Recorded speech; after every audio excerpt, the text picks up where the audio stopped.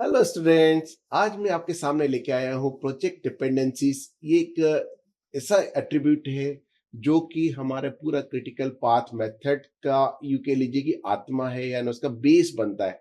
Project dependencies जो है एक सीरीज रहती है, एक सीक्वेंस रहता है जिसमें कि जो सारे टास्क रहते हैं, जितने भी प्रोजेक्ट के टास्क रहते हैं, वो सब एक दूसरे के ऊपर किस प्रकार से डिपेंड रहते हैं, उस वो उसका अपना बताता है एक सीक्वेंस को।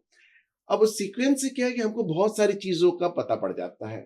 जैसे हमको टाइम का पता पड़ जाएगा, स्टार्ट डेट और end date of the project पता पड़ जाएगा, और हमको रिसोर्स एलोकेशन के बारे में पता पड़ जाएगा। तो चलिए बात करते हैं एक एक करके। सबसे पहले हम बात करते हैं टास्क सीक्वेंसिंग की। अब टास्क सीक्वेंसिंग में क्या होता है कि जो भी एक प्रोजेक्ट होता है, प्रोजेक्ट क्या है, कुछ सब प्रोजेक्ट में डिवाइड होता है। फिर हर सब्जेक्ट सब प्रोजेक्ट जो है वो कुछ टास्क में डिवाइड होता है। फिर टास्क जो है कुछ एक्टिविटीज में डिवाइड होते हैं। अब ये जो चीजें हैं, ये सब एक दूसरे के ऊपर डिपेंड होती है। फॉर एग्जाम्पल, अगर हम कोई रेसिडेंशियल प्रोजेक्ट का अपन लेते हैं, अगर कोई रेसिडेंशियल प्रोजेक्ट हमको इरेक्ट करना है, तो ऑब्वियसली उसमें वहां पर टास्क आएगा कि फाउंडेशन का वर्क आएगा, या फिर आप कह सकते हैं कि उसके बाद फिर ग्राउंड फ्लोर का वर्क आएगा, ब्रिक वर्क आएगा, प्लास्टरिंग वर्क आएगा, इलेक्ट्रिफिकेशन का वर्क आएगा।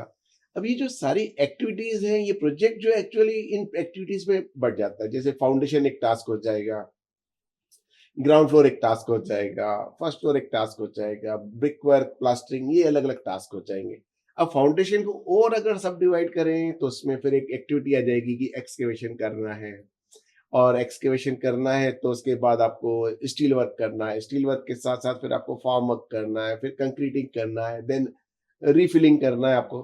तो ये अलग अलग एक्टिविटीज, अब आप देखेंगे तो ये सब आपस में एक दूसरे के ऊपर डिपेंड है। जैसे फॉर एग्जांपल, अगर हमको स्टील वर्क करना है तो सबसे पहले हमको एक्सकेवेशन करना पड़ेगा।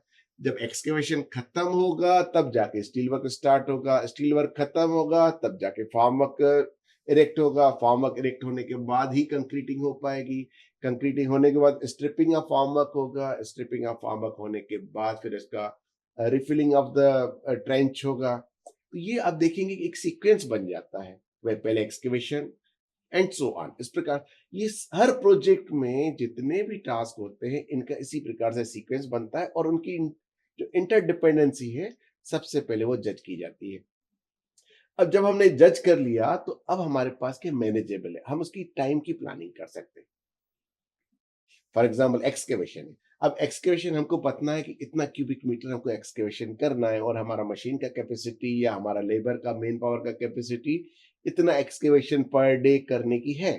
तो उस हिसाब से हम आराम से टाइम लाइन मैनेज कर सकते हैं कि एक्सकेवेशन वर्क में हमको इतना टाइम लगेगा, सिमिलरली फॉर्म वर्क में हमको इतना टाइम लगेगा, स्टील वर्क में हमको इतना टाइम लगेगा, कंक्रीटिंग में हमको इतना टाइम लगेगा। ऐसे करके हर एक्टिविटी का जब हमारे पास टाइम आ जाता है तो हम पूरे टास्क का टाइम निकाल पाते हैं, और जब हर टास्क का टाइम आ जाता है तो हम पूरे प्रोजेक्ट का टाइम निकाल पाते हैं। तो टाइमलाइन प्लानिंग में भी इसका बहुत ज्यादा जरूरत पड़ती है। बिना डिपेंडेंसी के हम टाइमलाइन को नहीं कर सकते। अब बात आती है रिसोर्स एलोकेशन की। जब हम रिसोर्स एलोकेशन की बात करते हैं तो रिसोर्स हमको इस प्रकार से एलोकेट करना है कि किसी एक रिसोर्स पर ज्यादा बर्डन नहीं आए और कोई एक रिसोर्स खाली नहीं बैठा रहे। इस प्रकार से इसको मैनेज करना पड़ता है। तो जब हमको पता रहेगा कि हमारा जो प्रोजेक्ट का ये वाला एक्टिविटी इस डेट को शुरू होना है और इस डेट पे खत्म होना है, तो हम अपना एक रिसोर्स उसके लिए उस डेडिकेट कर देंगे इस डेट से लेकर इस डेट तक। तो हमको जब ये पता रहेगा कि ये रिसोर्स इस टाइम पर यहाँ पर है, तो फिर उस रिसोर्स को हम दूसरी जगह पर अलोकेट नहीं करेंगे।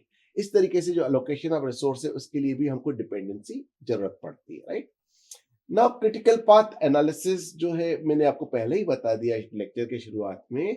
जो ये आपका जो टास्क की डिपेंडेंसी है, वो इसका बेस बनता है आपके क्रिटिकल पाथ का। क्रिटिकल पाथ जो है एक जज करता है कि हमको किसी भी प्रोजेक्ट को करने के लिए, या किसी भी सब प्रोजेक्ट को करने के लिए, या किसी टास्क को एकम्प्लिश करने के लिए मिनिमम कितना टाइम रिक्वायर्ड है। मैंने जो लॉन्गेस्ट चेन है, लॉन्गेस्ट चेन जो है टाइम वाली, वो उसको हम करते हैं, उससे हमको पता पड़ता है ये इस टाइम से कम हमको नहीं लगेगा, कम से कम हमको इस प्रोजेक्ट को करने के लिए इतना टाइम तो चाहिए ही चाहिए। अब उस हिसाब से जब ये क्रिटिकल पाथ बन जाता है, पूरा चार्ट बन जाता है, तो हम अपना जो रिपोर्टिंग में हम इसको चेक करते जाते हैं कि हमारा जो टास्क के लिए जो स्टार्ट डेट थी और वो एंड डेट थी, वो उसी आधार पर आगे बढ़ रहा है या नहीं बढ़ रहा है। अब आते हैं हम रिस्क मैनेजमेंट की। जब क्रिटिकल पाथ में कोई तो ऐसा होगा जरूर, कोई ना कोई एक्टिविटी तो ऐसी होगी जो डिले हो जाएगी। अब प्रॉब्लम है, कोई भी टास्क टास्क डिले होगा तो एकदम दूसरे टास्क को डालेगा, दूसरा टास्क फिर तीसरे टास्क को असर डालेगा। तो ऐसे करके हमारी जो प्रोजेक्ट प्लानिंग ऐसे बिखर जाती है जैसे ताश के पत्तों का महल। जैसे ताश के पत्तों का महल आपने देखा है ना, ताश के पत्तों का महल बनाने में बड़ा समय लगता है, लेकिन एक पत्ते को आप हिलाओ, पूरा महल आपका ढह जाता है। उसी प्रकार से यहाँ पर भी क्रिटिकल पाथ में एक एक्टिविटी भी अगर गड़बड़ करती है, एक एक्टिविटी भी डिले होती है, तो उसके आगे की सारी एक्टिविटीज या आगे के सारे टास्क डिले हो जाते हैं। ये एक बहुत बड़ी रिस्क आती है, उसकी वजह से फिर बहुत सारी चीजों पर असर पड़ता है। कैसे असर पड़ता है? जैसे रिसोर्सेस पर पड़ेगा। रिसोर्स हमने बुक किया है पर्टिकुलर टाइम के लिए किसी, तो वो प्लानिंग हमारी काफी आगे तक पहले से ही बुक हो जाती है। नाउ अगर हमने वो रिसोर्स को नहीं दिया और उस टाइम पे ना हमारा वो एक्टिविटी डिले हो गई, तो वो रिसोर्स हमारा आइडल हो गया, उस टाइम पे वो काम नहीं कर पाएगा, राइट? तो ये चीज हमको बहुत ध्यान रखना पड़ती है कि अच्छा प्रोजेक्ट मैनेजर इस रिस्क को भी मैनेज करके चले। चेंज मैनेजमेंट, आप हमारे प्रोजेक्ट में कोई भी क्लाइंट या कोई भी स्टेक होल्डर कभी भी किसी न किसी चेंज के लिए हमको बोल सकता है। अब वो जब चेंज के लिए बोलेगा तो ऑब्वियसली किसी एक एक्टिविटी में उस चेंज का फर्क पड़ेगा मेनली, लेकिन उसकी आगे वाली एक्टिविटी और उसके पीछे वाली एक्टिविटी पे भी उसका असर पड़ेगा उस चेंज की वजह से। तो ये डिपेंडेंसी हमको बताती है तो हमारे जो उसको चेंज को किस प्रकार से वो मैनेज किया जाए। और जब किसी एक एक्टिविटी में चेंज किया जाता है तो उसके अगला पिछला ऊपर का नीचे का सब एक्टिविटीज को ध्यान में रखते हुए उस चेंज को इनकॉर्पोरेट किया जाता है। तो चेंज मैनेजमेंट भी यहाँ से अपना इस पे डिपेंड करता है, हमारी डिपेंडेंसीज पे। अब बात करते हैं कम्युनिकेशन की। अब जो इतना जो डिपेंड है, हम सब एक दूसरे के ऊपर, पूरा टीम एक दूसरे के ऊपर डिपेंड है, अगर उनमें प्रॉपर कम्युनिकेशन ना हो तो कम्युनिकेशन हमेशा ट्रांसपेरेंट होना चाहिए। फॉर एग्जांपल, जैसे मैंने आपको एक एग्जांपल दिया था कि अगर हमको कोई हाउसिंग प्रोजेक्ट इरेक्ट करना है या एक आवासीय परियोजना को अपना वो देना है, तो उसमें हमने सबसे पहले हमको फाउंडेशन का काम करना पड़ेगा ऑब्वियसली। अब फाउंडेशन में हमने देखा कि 4-5 प्रकार की एक्टिविटीज थी, एक्सकेवेशन भी था, स्टील वर्क भी था, कंक्रीटिंग भी था, रिसोर्स का भी जरूरत पड़ती है वहां पर। अब ये सारे टीम मेंबर्स अलग अलग एरिया से आते हैं। जैसे एक्सकेवेशन वाला अलग एरिया से आएगा, आपका फार्म वर्क वाला अलग एरिया से आएगा, स्टील वाला अलग एरिया से, क्योंकि स्किल सेट रिक्वायर्ड है। अब स्टील काटने वाले को हम बोलेंगे फार्म वर्क लगा दो तो नहीं लगा पाएगा, एक्सकेवेशन वाले को बोलेंगे तुम स्टील की बार्स काट के अपना इरेक्ट कर दो तो वो नहीं कर पाएगा। जिस टीम मेंबर को जो स्किल सेट आता है उस हिसाब से उसको काम दिया जाता है। अब फॉर एग्जांपल आपस में कम्युनिकेशन नहीं है, फार्म वर्क वाले का, एक्सकेवेशन वाले का, कंक्रीटिंग वाले का और योर के स्टील वर्क वाले का आपस में कम्युनिकेशन नहीं है, तो एक दूसरे से बात ही नहीं करेंगे तो एक कैसे वो अपना आपस में कोऑर्डिनेशन होगा। हमने डेट दे रखी है सामने वाले स्टील वर्क वाले को, और अगर वो डेट कि भाई इस डेट को आप अपना स्टील वर्क लगा देना, अगर वो डेट एक्सकेवेशन वाले के पास उसकी कंप्लीशन डेट नहीं है, उसको नहीं पता है, तो वो तो बड़े आराम से अपना काम कर रहा है, प्रोजेक्ट डिले करेगा या उसकी एक्टिविटी डिले करेगा। तो उधर वो डिसअपॉइंट हो जाएगा आपका स्टील वाला। अगर स्टील वाला डिसअपॉइंट हो जाएगा तो उसके आगे फार्म वर्क वाला भी डिसअपॉइंट हो जाएगा। तो ये जो कम्युनिकेशन है वो हमेशा हर टीम मेंबर में, हर स्टेक होल्डर्स में ट्रांसपेरेंट होना चाहिए। इस प्रकार से टीम बनाना चाहिए एक अच्छे प्रोजेक्ट मैनेजर को। ये कम्युनिकेशन वाला प्रॉब्लम तो कहीं पर भी नहीं आना चाहिए, राइट? अब इसमें जो डिपेंडेंसी में एक चीज है, क्योंकि डिपेंड तो है हम, ये तो हम मान ही रहे हैं, इसमें कोई दो राय नहीं। आप भी बोलोगे हाँ डिपेंडेंसी में हम, इसमें एक फ्लेक्सिबिलिटी और एडेप्टेबिलिटी का सेंस होना चाहिए।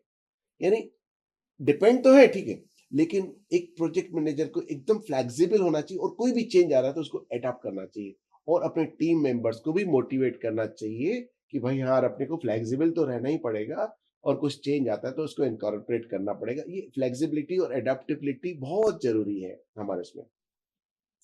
अब बात करते हैं एफिशिएंसी और ऑप्टिमाइजेशन की।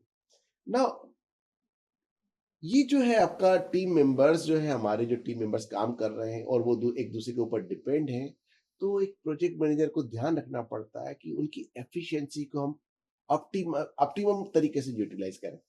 ऐसा ना हो कि हमारा कोई रिसोर्स तो आइडल बैठा हुआ है और कोई रिसोर्स के ऊपर ओवरबर्डन आ रहा है।